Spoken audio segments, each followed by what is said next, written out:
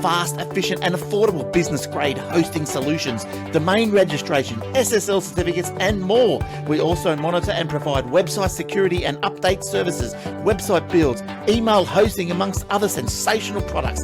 If you have a question about your web page or your presence on the internet in general, no job is too big or too small. Visit our website today, or better yet, contact us at blueoceanwebhosting.com.au and leave your website issues to us. Big ones, little ones, fiddly ones, powerful ones, the ones for the car or the truck, caravan, boat, mobility scooter, solar system.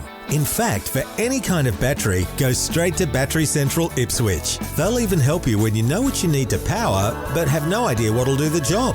Battery Central Ipswich, 280 Brisbane Street, West Ipswich, behind the Yellow Building. Expert advice, better batteries, best prices, every day. That's Battery Central Ipswich. Hello and welcome to episode 751 of the Aussie Tech Heads. I'm Jason Oakley and this is William Tompkinson III. The Esquire. third. Sir William Tompkinson III Esquire. The second you would be correct at. Ah, Close. you're the second Sir William Tompkinson I am. Esquire. I am indeed. I should feel honoured to be in your presence, sir. Technically a lord, not a sir, but I'll let you off. Thank you, kind sir. Lord. Oh, Lord. Thank you, my lord. I'll be Baldrick and you can be Blackadder. Yeah. I have a cunning plan, my lord. Apparently I'm actually Scottish royalty, I discovered. So there you go. Ah. Yeah. My sister's been doing her family tree and technically Scottish royalty. Who would have figured? Furthest I could go back was some dude who came over on a ship from England, but that was it. It's funny, I'm Scottish royalty, but I can have an Italian dual citizenship. Mm. Because none of my grandparents renounced their citizenship. So I'm born Italian citizen, even though I was born in Australia. So I've just discovered as well that I actually can apply to be dual citizenship. Oh, it's Mr. Tompkinson, huh? Australian Italian, but I'm Scottish royalty. Hey, it's very nice, sir. I'm not Italian. I don't know what you're talking about. It's good to have you on the show, man. So yeah, that's all weird, but so yes, it's all fun and games. Did you do the ancestry? I did that a few months ago. My sister's doing all that stuff. That was interesting. We got I like 50% Scottish, and then English, and I think a little bit of Irish or something. Yeah, And my daughter got watered down. She's only 33% Scottish. I'm predominantly Italian, Scottish Italian predominantly. Yep. But I've got a bit of English and a couple other bits and pieces in there. We got like Mackay's and Mackenzie's and Campbell's and stuff like that. Yeah, I can't tell you that. I know that I've still got active relatives on the throne in Scotland. Ah, So, you'll have to pop over one day. well, I do own land over there, Nice. apparently. You buy it with Or- Bitcoin? I have access to land over there, apparently, because I've got royalty.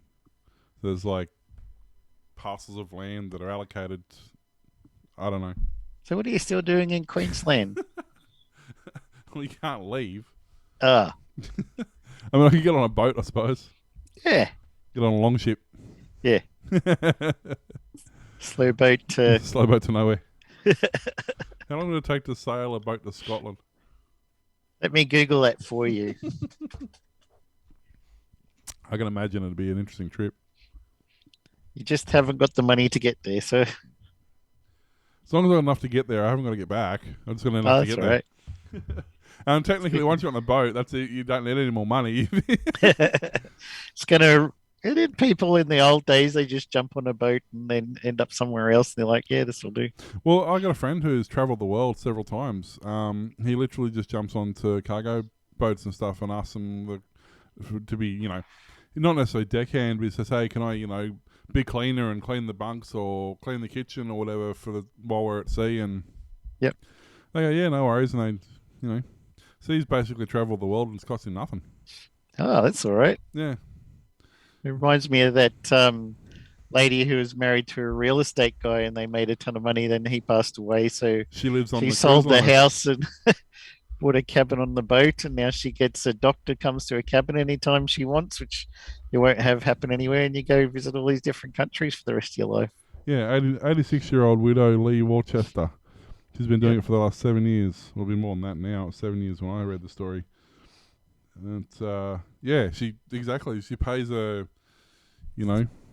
she's been doing. Her husband died in 97. But she started. When was this article written? I know everyone's taking their dates off their articles these days. Uh, I don't know what that's about, but yeah, so it has to be at least 10 or 12 years. Yep. But she's you wouldn't want to get Well- seasick for that long. Well, while they were married for 50 years, during the 50-year marriage, they did 89 cruises. Wow. And then since he died, she's done nearly 100 more and 15 world cruises. Holy crap. That's all right. But yeah, she lives on them, and I'm just reading the article here, and she said it basically costs her nothing once being a permanent resident on the Crystal Serenity is not cheap. This year, Mama Lee expects the high life on the high seas to cost $164,000. That cost includes single occupancy stateroom on 7th deck and the luxury liner. Full board, including all specialty restaurants on top of the ship, along with all the ship's services, amenities, and entertainment available. No mortgages, no groceries, no other bills. If you think about it, okay, $164,000 sounds like a lot, but you work out your average double income household who's buying a house and food and paying for rego and a car and all this other stuff, Public clothing transport. and you got to be spending more than that. Surely, Yeah. She gets everything for free. Sounds all right. And Is that what you're going to plan to do no, when you retire? I couldn't think of anything worse than to be stuck on a boat with 300 other people who don't want to be there. Yeah. And then gastro breaks out. I'll Yeah. just stay in my cabin. Thank you. No thanks. But I mean, good on her. Like, why not if you can? Yeah. Why not? I mean, it's kind of the whole grey nomad. Well, you think about it though, the grey nomad's kind of probably isn't that much cheaper because a lot of them will sell their house for $500,000 and they'll buy a Winnebago and a caravan, and a few other bits and pieces, and they walk away with nothing left out of their $500,000 from buying stuff to travel around the country. Yeah. So really, I mean, Go see some other places that are not your country. well, it's the thing too, because once they stop at other countries and other docks and whatever, they get the tourist thing going on, so you get out and about and Everything she buys is duty free. it's all duty free, and yeah, not that you'd be buying much, I suppose, but No. it's but you get all your tours for free, or your entertainment, all your meals, Just got to find somebody who's a real estate tycoon to make money from first. Yeah, well, that's it exactly. I mean, if you did it right though, if you had, let's say he was a commercial real estate tycoon, and he was in big business, they would only have to have $10 million in the bank, and that would be the interest. Yeah. You know what I mean? Like, they wouldn't be she wouldn't be tapping into that 10 million. She'd just be living on the interest of that. So, it's not out of the realm of possibility for, especially going back 20 years. Like, it's when real estate was really booming, commercial real estate. Compound interest, do nice. Yeah, exactly. So, That's this week in Pleasure Cruises and what to do when you retire. and Scotland. We are not accredited retirement strategists, so don't take all of your advice from us. No, because if I was wise, I'd say what you need to do is you need to give me the money and I'll manage it for you. Yeah. That's what the accredited people do, see? Yes. That's like one thing that really annoyed You don't me. give away free advice. When I was in the computer industry, all these companies I'm working for and designing networks and computer systems and whatever back in, late 90s, early 2000s, Yep. they're all hiring consultants at $500 an hour. I'm like, dude, for the same price you've hired that consultant for, I could have not only designed the system, but I could have installed it and had it up and running by now. And Yeah. all you've done is ask a consultant to do something, and they're, And I know you've done it because he's come to me to ask on how to do it because he didn't know. Like, I'm in the wrong game. I should be a bloody Where's consultant. your cut? Yeah, I should be a consultant, not a bloody computer tech, because they're the ones there making all the money. They know nothing. They don't do a damn thing. They don't know anything, and they don't have to do anything. All they need to do is know people who know things. Yeah. So I started charging every time they asked me a question. I charging $50. Yeah. He's like, that's fine. I get yeah, 500 an hour. Exactly, So. that's right. I charge you $50 per question, and we'd both be happy then. So, but yeah, those are the good old days. We just had a bunch of rain still ongoing tonight, and then It's not. Sunday is supposed to be 34, so that should be interesting. I'm not leaving the house. Well, it's still 30 degrees in here at the moment. I got the AC on, so it's 21. But stupid computers, stupid Microsoft. So they decided, well, I've got updates turned off, but critical updates still get pushed through. So apparently my network driver was in critical need of an update. So Windows uninstalled the network driver. And then it's screwed.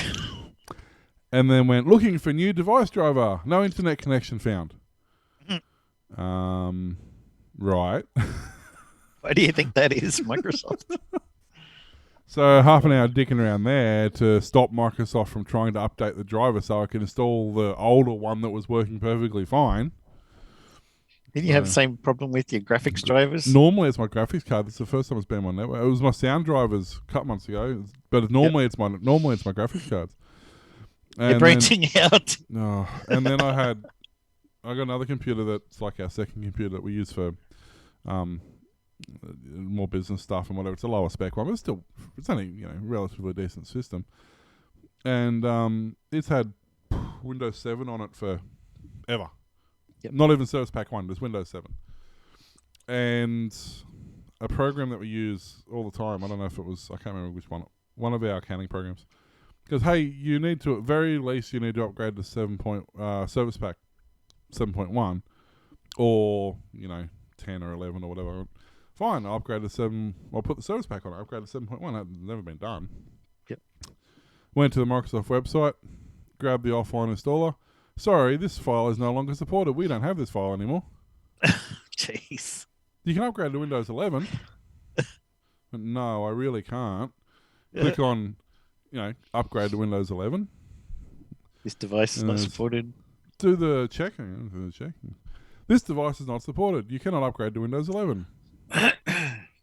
Right, I know. I literally, that's why I'm trying to upgrade to 7.1. Oh, but we don't support 7.1 anymore. I don't care if you don't support it. Give me the file. Microsoft says, you have to buy a new computer, sir. So then they're like, okay, well, I'll go to Windows 10. But my key is not compatible anymore because the whole free upgrade thing's finished, obviously. Yep. And my Windows 7 key isn't compatible to give me a free upgrade to Windows 10 because heaven forbid that'd be a thing. So I thought, well, screw it. If I've got to buy because it would have only been the Windows 32 Home Edition. Yep. I thought, well, screw it. If I've got to pay for the thing anyway, I'll update it to the 64-bit, like Pro or whatever it was. And I installed the Windows 64-bit Pro, and it goes, hey, we found an existing Windows 7 key. Would you like to use that as your verified key? I went, okay. So apparently I have now a verified copy of Windows 10 Pro 64 from a Windows 7 student home 32-bit.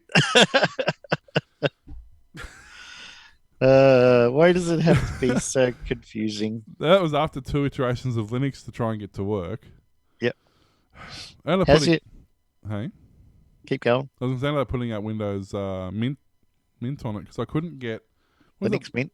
Yeah, sorry, Linux Wings. It's quite similar to Windows to use. I couldn't get Coventry. Yeah, I could get it to run off the live thumb drive. Yep. That would not install. It failed on install every time. Wow. So I went to Mint and it worked fine, except the one program that I wanted to run on it would not run even under wine. I'm like, for crying out loud. Give up. So I went back to that, and so yeah, I hate computers at the moment. But like, it's telling me to upgrade to 7.1. There's a patch available. Please do it. Okay, I don't know. We don't support that. It's like, but you just told me I needed to do it. Like, don't tell me I need to do it if you don't support. Yeah. I get that you're not supporting it anymore, but don't tell me I need to upgrade if you don't have the file there for me to upgrade it to. Something seriously broken there. I ended up skipping the elementary for our game server now and just went full Ubuntu server because I don't need all the graphics drivers and GUI and KDE and stuff. So it's all just headless. Keep it lightweight. Yeah. Yeah. How's your Arctic Silver update doing? Yeah, good. I actually restarted because of the network dramas I was having today. It's the first time I've actually restarted the computer in a week and a half. Wow. So, so yeah. It's a bit different than crashing 10 times a night. Oh, it's huge. Let me just quickly check. Now that it's still 30, nearly 31 in here. I'll be curious to see what my temperatures are, given that, like, when it was 21 degrees in here, my CPU was sitting at 80 degrees, or my graphics card was sitting at 80 degrees. Bling. So where are we sitting now? I just had an idea. Yeah. Let's see. Keeping in mind that I'm recording and screen sharing and all that sort of stuff. My CPU is sitting on 36. And my graphics card is sitting on temperature GPU 52. There you go. So it used to sit on like 70 odd just idling. Yeah. So That's a big difference. it's a little better. So apparently that's the trick if you're having heating issues. And I don't have a water cooler. That's just an air-to-air. Yep. Decent. Well, it's a pretty big cooler, but it's still only an air cooler. There's no point putting a water on it because that would only run an ambient temperature anyway, which it almost is now. Yep.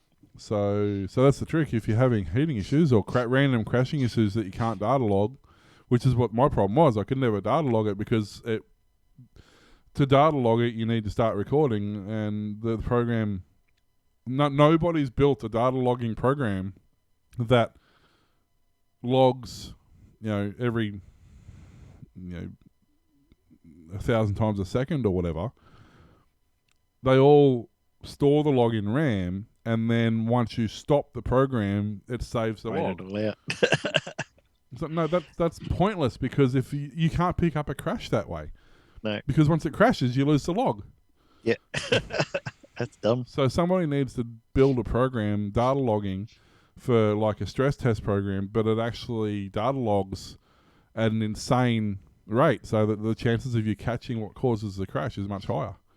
As long as it's not Log4j that just about took down the internet with its vulnerabilities this week, and then it got patched, and then Log4Shell still wasn't patched, so you could still get hacked. I had to update the command line switches on our Minecraft server so that the logging on there also is a vulnerability that could mean someone could get into our server and then get into the rest of my network. Nice. Yes. So it's just the problem is the Log4j is used on every Java server worldwide and also other Java applications like Minecraft and stuff.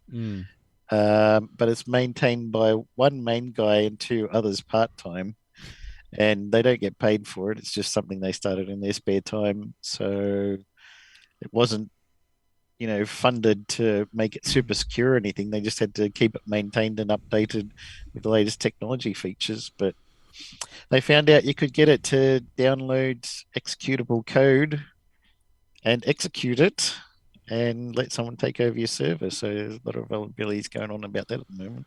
And I mean, look, nobody's saying Java's secure at the best of times. Like that's one of its biggest issues is Java is insecure. Realistically, it should never be used for what it's being used for. Yeah. It should not be a powerhouse driving a server. Like it just shouldn't be. But and for other things like Minecraft, sandbox it or something away from everything else. Yeah, exactly. I mean, I guess technically they're relying on the fact that if it is like they're relying on the fact that with Minecraft particularly, people who host the servers, generally they're all virtual systems or virtual machines, or they're all physically independent machines. So there's no worst case scenario they're going to steal your log files or something. Like there's no access to an external network that way. They might get onto your Minecraft server. Yeah. Then where will you be? I know, right?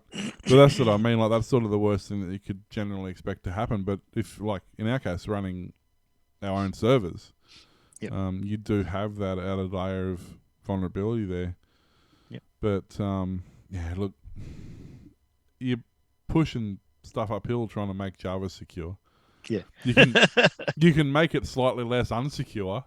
Yeah, I was reading somewhere a guy had done a meme or something on Twitter, and he was saying the Oracle pops up that message saying when you're installing Java is now available on 3 billion devices worldwide. You're like, that's shockingly terrifying now. Yeah. We always knew Java was going to take everything down with it. Oh, for sure. I mean, but that was exactly the same as Flash. It's no different. You know. How many times a day did you have to update Adobe Flash Player? Wasn't that fun times? I think I went away from Adobe and I used Fast Flash or something, some other program, but it wasn't any. It was faster. Like it didn't have the bulk that Adobe had, but bloat. Yeah, like bloatware. But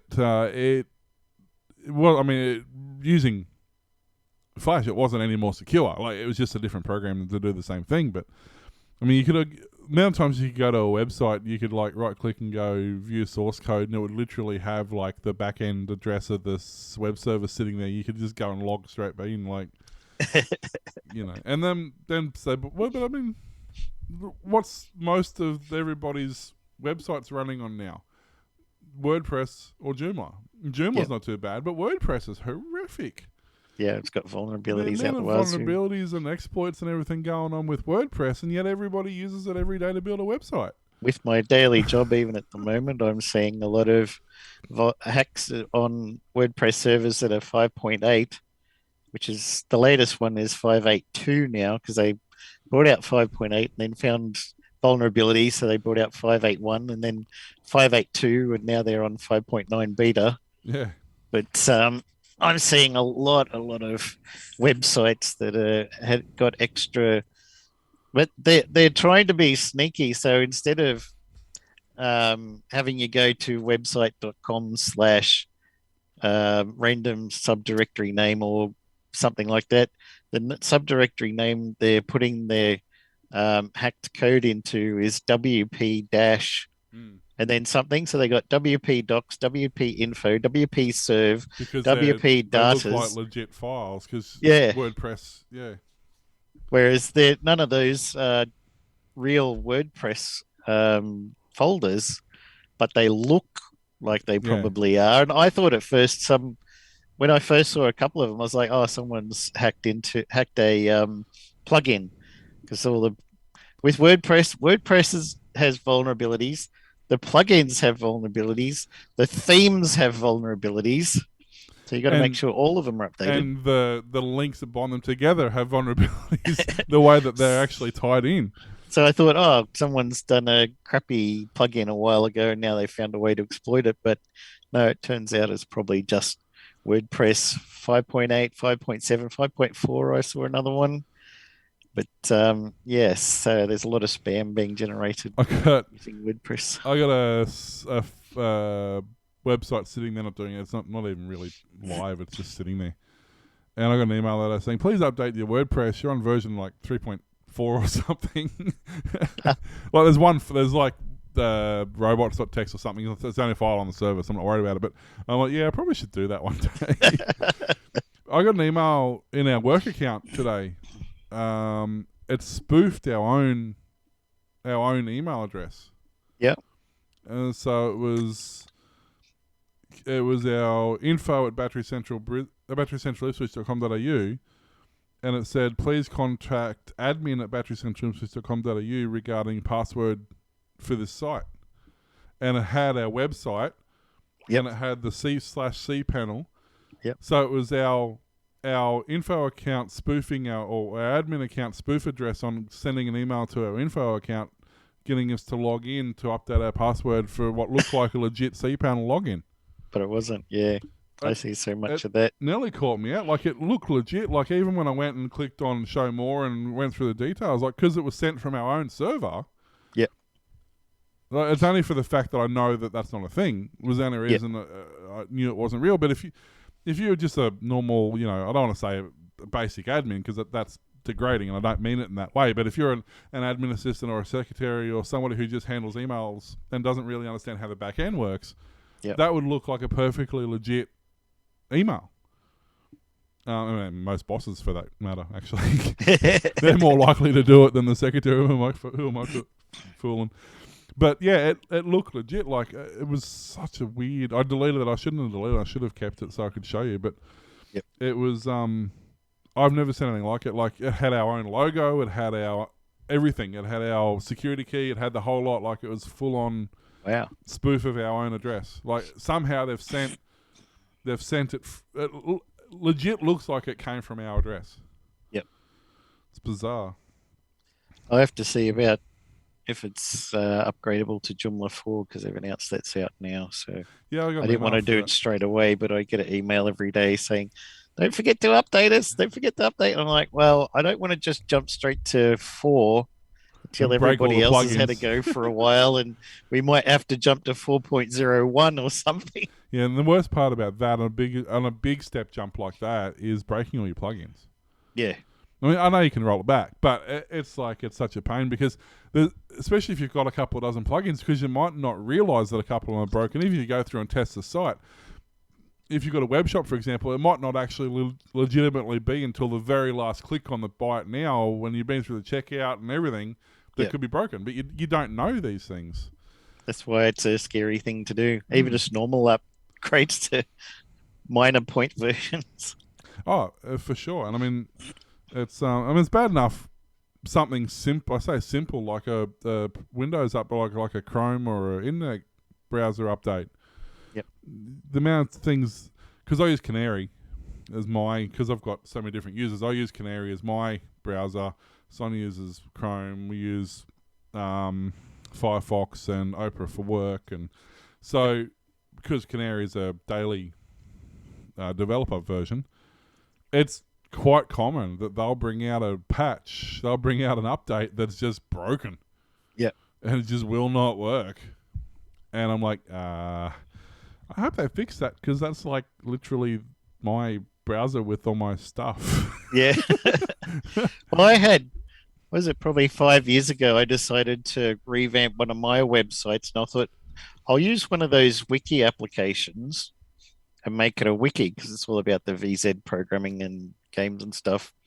So I kept my current site, just moved the current one into a directory, and then so I could restore it, because it was all just HTML, plain HTML stuff that I wrote like 15 years ago or whatever. And it's like one of those, like a Softaculous automatic install using cPanel. Yeah. And it installed it, and I was working fine for a few weeks and adding in tons and tons of information by hand, photos and this and that, links to other websites. Then I got an automatic email from cPanel saying, "Hey, Softaculous says there's an update for this wiki. You should apply it." So I was like, "Oh, well, don't want to have any vulnerabilities on the website. I'll update it." So you logged into cPanel, went to the Softaculous, set update Willie. Update my Willie! What control panel are you going to? And update the wiki, and it did. And then I went to the website, and it now got stuck in an endless loop, redirecting round and round until the browser said too many redirects, and the whole site was unusable. I couldn't find any way to fix it. Roll it back, Fix the code. So I was just like, well, I'm not going to ever do anything through the Softaculous update again, or whatever. There might have been before Softaculous. There was another one that cPanel used back in the day as well, similar, to do the auto installations and updates. And every now and then I still get emails from cPanel saying, "Oh, your WordPress needs updating, I'm like, yes, I'll do it through the WordPress admin login. I'm not going to do it through cPanel because I don't trust it anymore. All that work that I spent hours and hours creating a new wiki website. It's funny, being a long-time user of cPanel, like you probably used it longer than I have. I've used it for 20 years or however long it's been out. It's a horrible program. But everyone insists on using it. But it's so clunky. It's terrible. I mean, I get it. I understand why they use it, and I understand why it's there and why it's so popular. Because it is, for people who don't do it for a living, it is relatively easy to use, relatively simple. There's a million pages of support available for it. And the main thing for me that I like about it is if you want to move to a new host, you go in, click do full backup, put that into your main directory. The other host will download the full backup, click restore, and your whole website is restored on their server. Then you just redirect your name servers and it's working 100%. Everything it does, all your mail forwarding, your mailboxes, passwords, automatic replies for emails, out of office, DNS entries, you name it, everything about the website just gets stored in one tar GZ file. The other one's download it, bang, it's back up. So I've gone through, half a dozen hosts until I found Venture IP, which are great. But if I ever, I don't have any reason to leave them at the moment because the site's been up longer than anywhere else. And if I need to ring, I'm not on hold to America for 50 minutes running up my phone bill to try and get support and find out that it's like 2 a.m. and nobody works there. But that's why it's fantastic for me. But I mean, that as I said, like there are several reasons to use it. That's one of them. Also, it handles webmail pretty well, whether you use web scroll or whatever. And it, it's got its metrics are horrible. Its logging is horrible. There's a lot of stuff you can't see in cPanel. Like a lot of the time, we were having we were being blocked for spam a lot, and we couldn't see anything in cPanel. I had to get a hold of Glenn, and he looked in the back end, and after digging through a million tons of log files, he eventually found it in the back end what the problem was. So there's a lot of stuff that is still crippled that you can't see as a user. You can only see as an admin to the back end of the site. Yeah, you need a WHM login. Yeah, and for especially if you're running multiple sites under the same account, it does not like that. It really struggles with that. But I mean, it's a horrible program. Like, it's buggy, it's crashy. But once again, like Java, like WordPress, like it's Flash, everywhere. like WordPress, it's just there.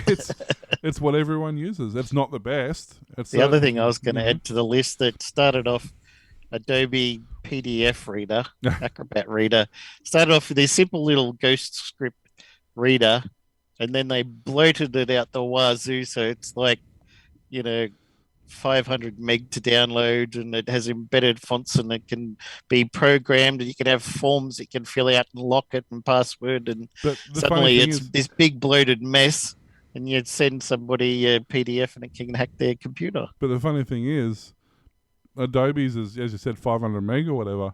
Foxit PDF reader, which is what I use, does literally everything Adobe does and more, and it's like 33 meg. Yep. I went with a new one, Sumatra PDF, which is also free, and it's very lightweight. It's another good one. I'm going to stick with Foxit because we've got an account, like a paid account, which unlocks all the features, and there's no point changing. Yeah. But yeah, I mean, like, it's same as Photoshop. Most professional photographers don't use Photoshop anymore. It's so bloated, slow, clunky. And you have to have a monthly subscription now because they won't let you use it otherwise. That's right, especially if you want like Lightroom or whatever.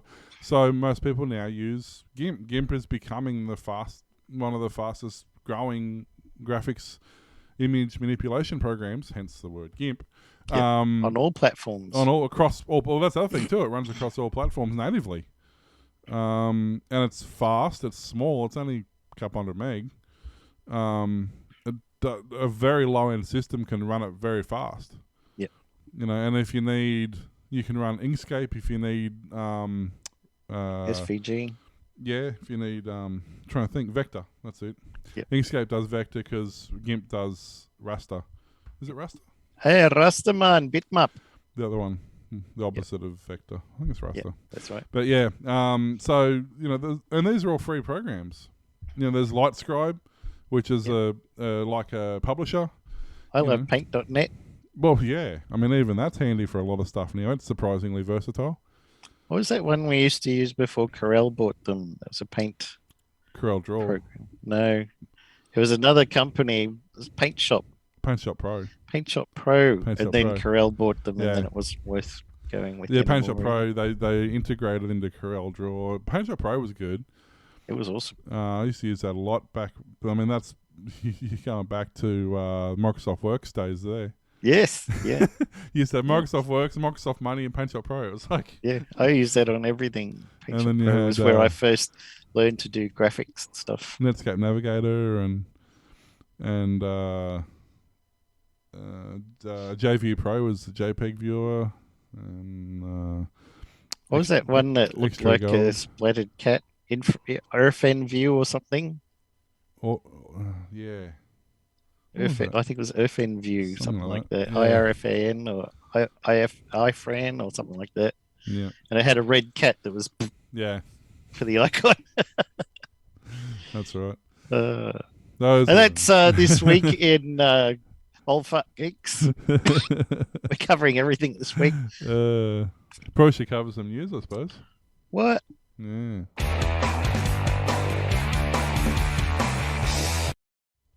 The City of Adelaide has picked up TPG Telecom to replace its free Wi-Fi network at a cost of $4.8 million. Since 2014, the network was built and run by hometown telco Internode, with Internode's parent winning the contract for initial 5 years.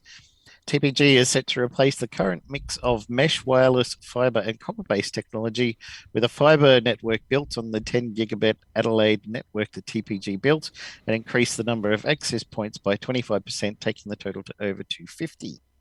ADL free powered by TPG will be an integral service for the community as Adelaide prepares to welcome back more tourists and international students, while also servicing the needs of all city users and residents, the Lord Mayor said. Not only will the new Wi-Fi assist businesses in the CBD and help position Adelaide as a leading centre of investment. The funding for the network upgrade is co-funded by Commonwealth and City of Adelaide under the 10-year $699 million Adelaide City deal, and work will commence in early 2022.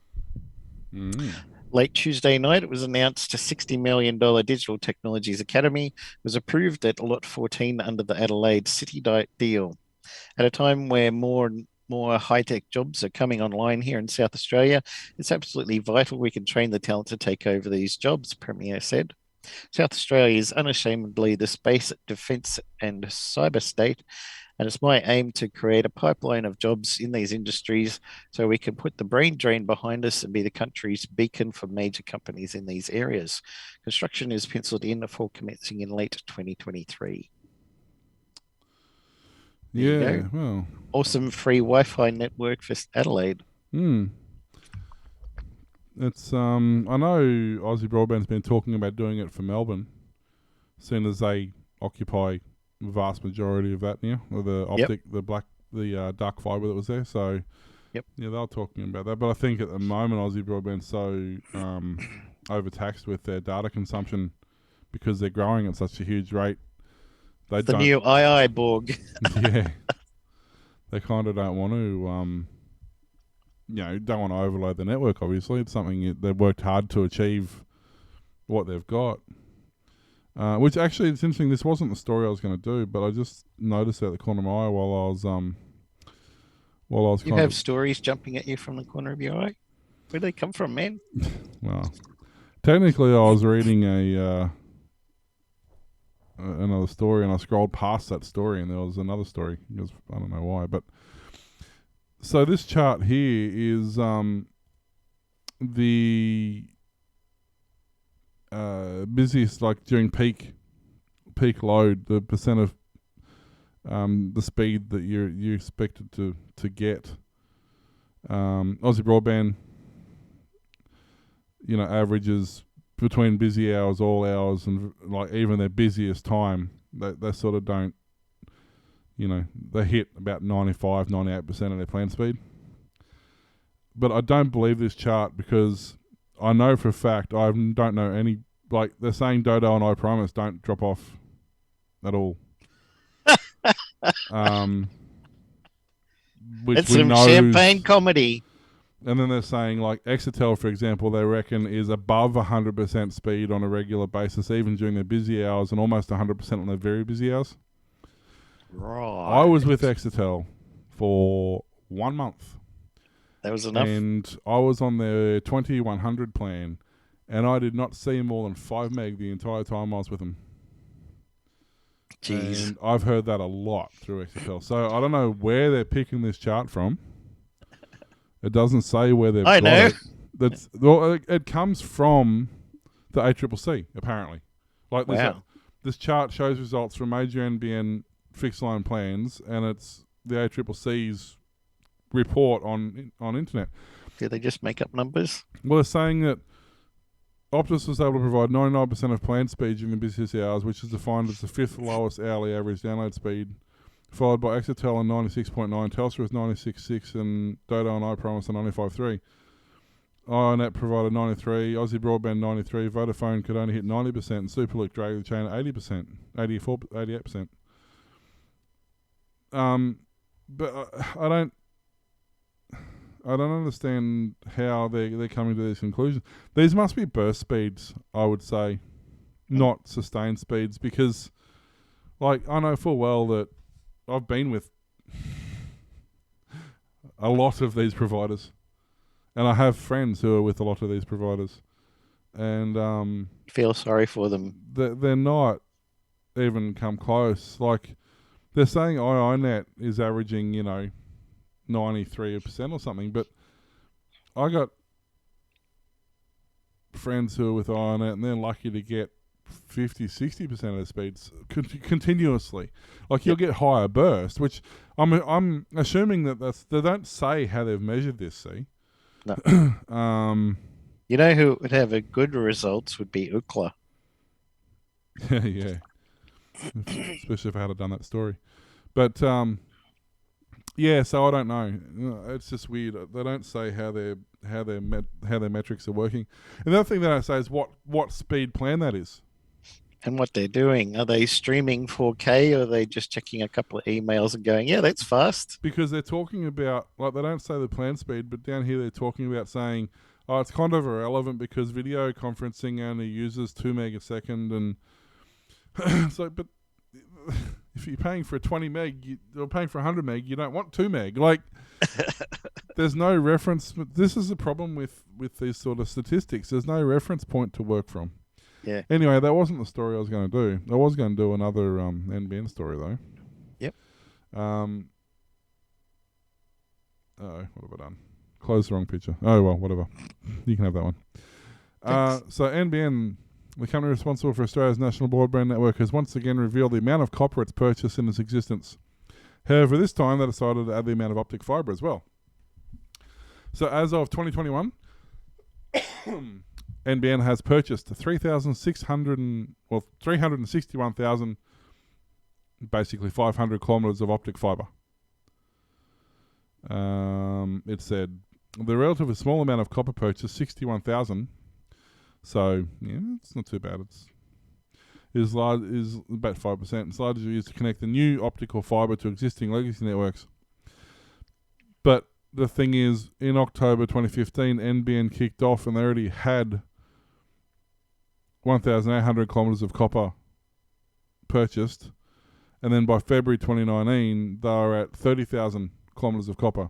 So in the first 4 years they put in 30,000 kilometres of copper, which means that in the following 2 years they've put in 32,000 kilometres of copper.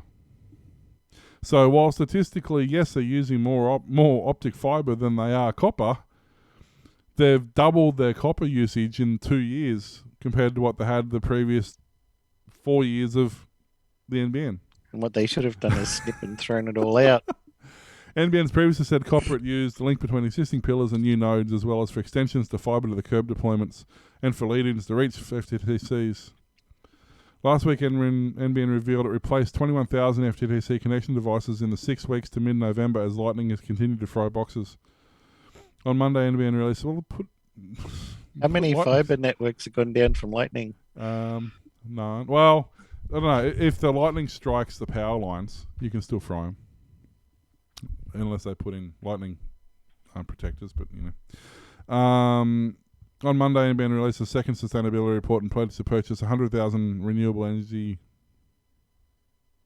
It's supposed to be 100% renewable energy on December 2025, as well as 20%, around 80 gigawatt annually by the end of 2023. So, but yeah, it's interesting that they're saying, yeah, we're putting on all this optic fiber, but it's a lot of copper. Like, if you're joining an FTTC fiber to the curb, I guess the lead-ins from the curb to the house would be copper. But why? If you've got fiber to the curb, why is the lead-in from the curb to the house not fiber? Why is it copper? Like, this is the dumb part. You've gone to all the trouble of running the fiber to literally 3 foot from the house. Yeah. And then you can just have copper. Yeah. Like, you probably have the fiber comes into that box and then copper out to all the houses from there. But you've got to remember that this is what they've purchased, not including the existing infrastructure that they already had. Yeah. Because our entire town here is copper. Yeah. Our exchange is copper. From this exchange to Ipswich exchange is copper. And most of Ipswich is copper. Yeah. Except for a couple of new estates, one of which has got 3G. Wow. They don't even have 4G and there's no internet. Literally, they're given 4G boosters and said, here, use this, and they're connecting at 3G maybe on a good day.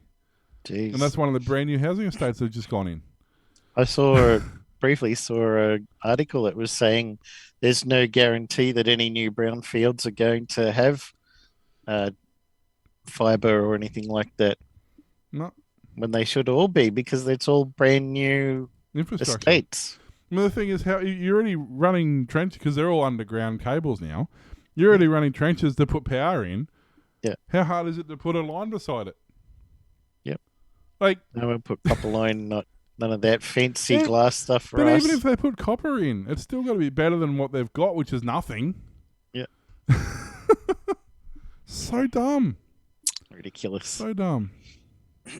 Amazon intends to close down Alexa Internet, the well-known internet statistics and analytics provider, by May 1 next year.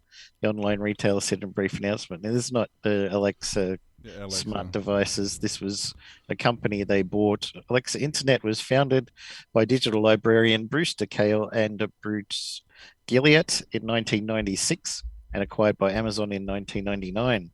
The company took its name from the Great Library of Alexandria in Egypt and operated as a site crawler and archiver, initially creating the Internet Archive database, adding search functionality and analytics during the early years of Amazon ownership. Kale said that Alexa Internet's computing infrastructure for processing big data was one of the innovations that underpinned the Amazon Web Services cloud. In recent years, the Alexa ranking had become a measure of websites' popularity, providing data on different traffic measures such as daily visitors and page views that the company would certify. Alexa collected the statistics with a tracking toolbar initially, and later on moved to data gathering with browser extensions and web page scripts. Existing Alexa subscribers can download their data up until 1st of May next year. Yeah, I was just on their website, and it says we'll be retiring Alexa.com, which is it's technically a different company, but it's the same name. It's still Alexa. I think it's probably where they got the name from. But we're retiring Alexa.com on May 1st, 2022. So how many people you think are going to be lined up to buy that at auction? Yep. They'll probably keep it and put their smart devices there instead. I was going to say, how dumb would Amazon be to get rid of that? Yep. Like, it's Alexa. Like, it's literally their branding. Gold. Yeah. So, but... yeah, that's. I was just reading the Alexa. 25 years ago, we founded Alexa Internet. After 2 decades of helping you find, reach, and convert your digital audience, we made the difficult decision to retire Alexa.com on May 1st, 2022. So and a lot of companies use that in their IP reputation calculations to say if a website is reported for spam but is highly ranked in Alexa, then maybe not block emails because they're highly ranked, so it's actually probably legitimate. Mm. Now they have to find somebody else for their feed. The top sites will be Web Information Service APIs. What will happen to the APIs? The APIs will be retired on December 15th, 2022. So they get an extra year out of the APIs. Yeah, that's interesting. So it means that even though existing customers end of April, the last day they can get data via API, December 15th. What will happen to scripts? If you have a script that continually runs on a scheduled run, the script should be turned off before December 15th. If it's not, the script will only receive 410 gone errors. Yep. So, if I compare the API data with Alexa.com, will it remain active? The Alexa.com site will remain active until May 1st. After that, I'll no longer have access to Alexa. So, it's interesting. They're wrapping up really quick, too. Like, their last... December 8th was their last... What did it say? Yeah, December 8th was their last subscription exception. Mm-hmm. But existing will be up until May. And then at the end of May will be the last... No more subscriptions will be renewed. So, yeah, they're wrapping up real quick. They're not hanging around with that one. No. It's interesting. So, from one telco to another, Telstra has paid $2.5 million fine levied at the Australian Communications and Media Authority after the regulator found what it described as large-scale privacy and safety breaches. Oh, no, where are they going to find the money? Because, that's never happened to Telstra before. The first was Telstra failing to mark a customer's phone number as silent in the integrated public number database. Even though people pay for that privilege. 50,000 times. They just didn't do it. Which allowed them to be published to phone directories. The second was Belong failed to update the directories on its customers on more than 65,000 times. Australian telcos required to upload customer phone numbers, name, addresses, and whether the number is silent to the database. Database can be used by 000 emergency services and law enforcement.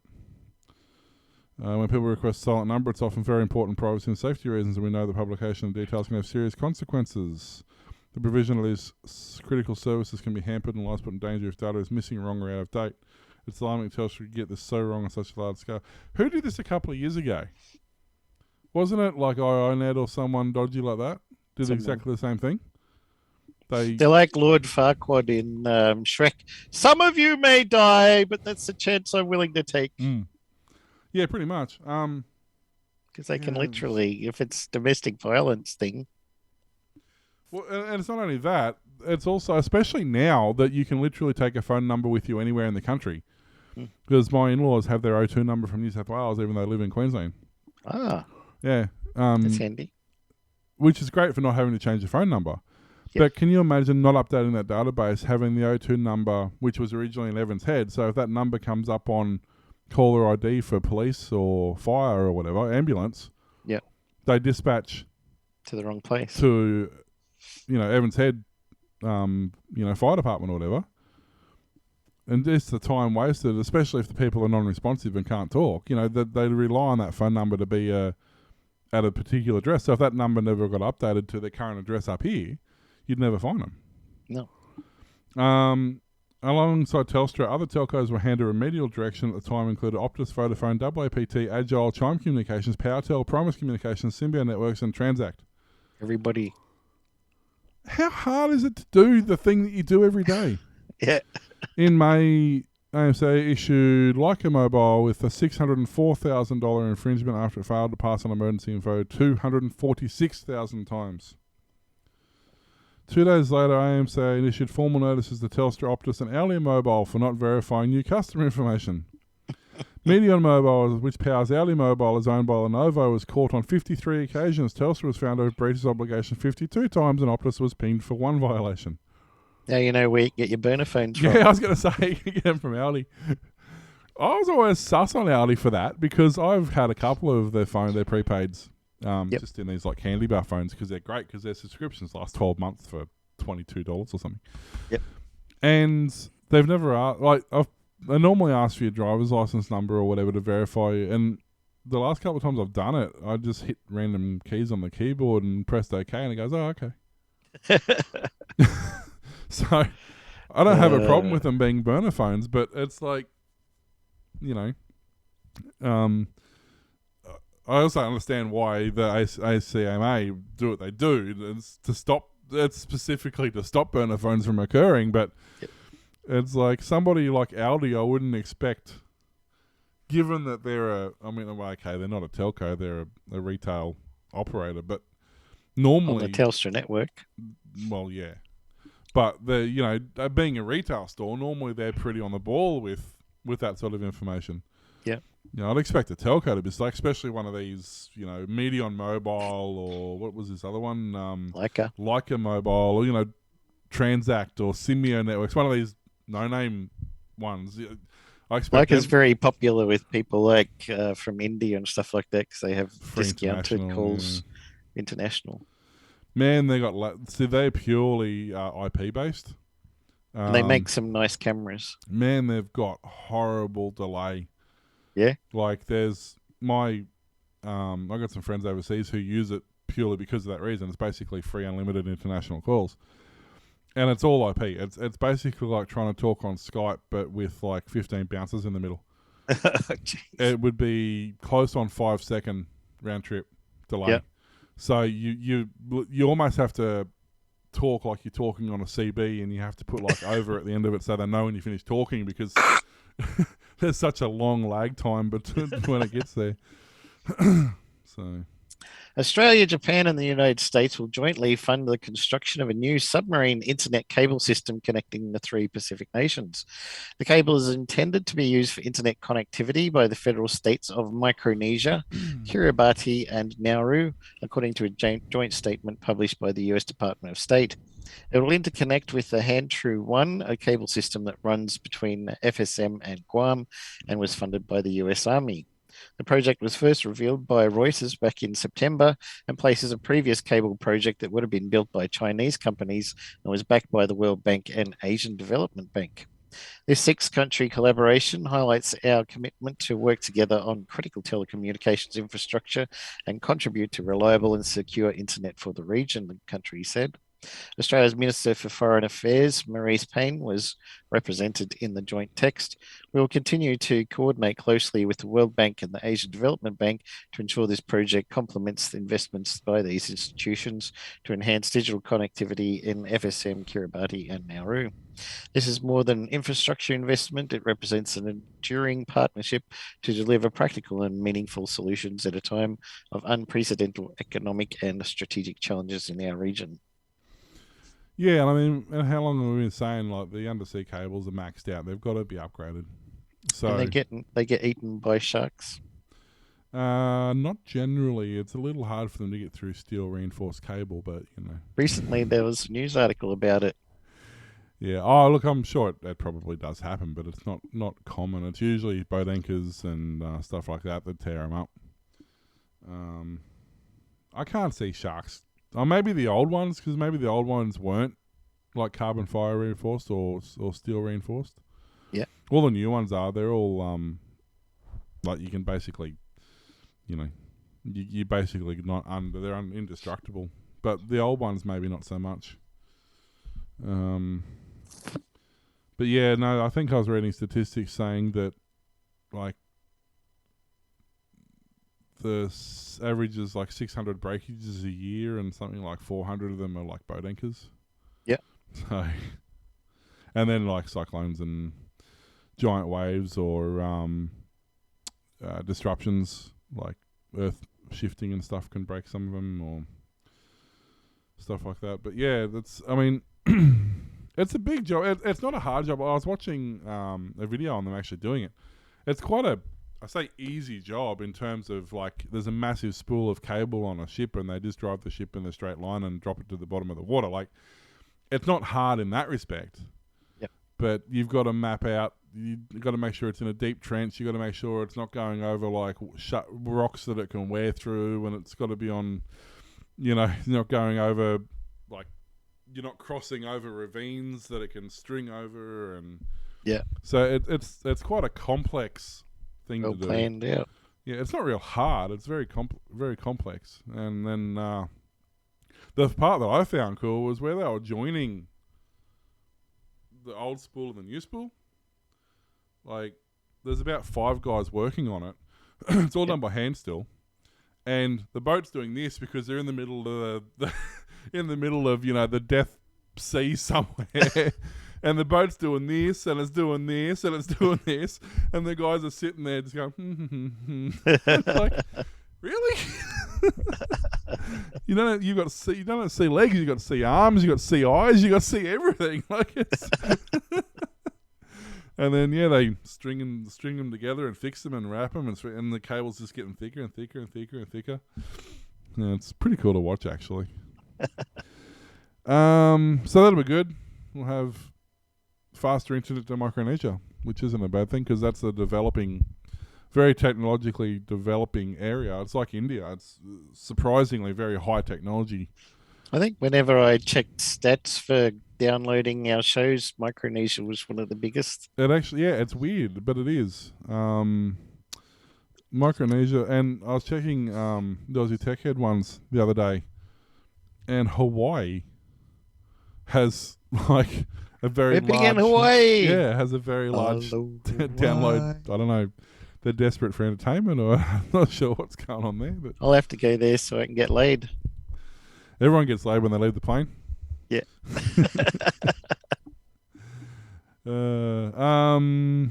That's it for me. I have one quick one. Android games are coming to Windows PCs. Whoa.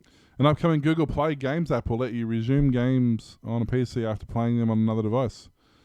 Google announced a standalone Google Play Games launcher that lets gamers play mobile titles on Windows PC at the Game Show Awards on Thursday. The upcoming app will allow players to close out the game on a device and resume playing where they left off on another. This means you could switch between Chromebook, Windows PC, and Android phone without losing saved game data. The app, which is being built and distributed by Google, which is not surprising, runs games locally on your system. No cloud streaming is required. So far, Google's only tested the service and briefly their clip. Some important details haven't been revealed. We do, however, know it's set to arrive sometime in 2022. Clarified to an Android authority that the app does not represent a partnership between Google and Microsoft, but the search giant is working on Google Play independently, significantly because Microsoft partnered with Amazon, not Google, earlier this year. This is significant because Microsoft partnered with Amazon, not Google, earlier this year to bring Android apps to Windows 11. Google Play has helped billions of people find and play their favourite games across multiple platforms. Games on Google Play product... Wow, that's a title and a half. Games on Google Play product director Greg Hartel. It's not even like just Google Play product director. It's specifically games on Google Play product director. Good job if you can get it. Starting in 2022, Google built product brings the best of Google Play games. So that'll be interesting. I get that across Android devices. That's not that much of a stretch, but I'm not 100% convinced that a lot of those mobile games are going to work very well on PC. Especially the ones like where you're doing a lot of like that. Yep. What about zooming in and out with the pinching and zooming? I mean, obviously there's going to have to be keybinds and stuff, but swipe. I mean, yeah. We've got at work our monitor on our main computer is a touchscreen, but it's only a basic touchscreen. It's not a multi-point. Yep. Hold down 3 mouse buttons. Yeah. I'm going to assume they're going to have key bindings in there somewhere. Or I mean, who knows? They might change the way it plays on a PC. I mean, play Plants vs. Zombies on your PC. I do anyway. Plants vs. Zombies is cool. I've got that. It's actually a browser game. Yeah, it's awesome. Yeah, there's a lot of... and that's one cool thing. Like, I don't know if you remember... I can't remember what it's called. Boggle, I think. Yes. No, was it Boggle? That dice one that used to play on... Yep. Yeah, well, that's a browser game. Like a lot of these Facebook games are browser games now. There was that one. There was Farmville. Yeah, Farmville. It's just a basic browser game now. So a lot of these have actually stepped away from a specific distribution. And Words with Friends. I was never really good at that. I like Angry Birds. Yeah. Angry Birds. I still play Angry Birds on the odd occasion. Great fun. Thanks to everybody supporting us too for your coffee and what have you. Patreon and PayPal and all the however else you're doing. Yeah, it helps us out. It really does. So Thanks for that. thanks for that. And thanks for listening to the Aussie Tech Head Show. We can be found at Facebook, Twitter, YouTube, Patreon, and Coffee. Email us Will or Warlock at aussietechheads.com.au and go to aussietechradio.com 24/7 playback of tech-related shows. See you next time. Bye.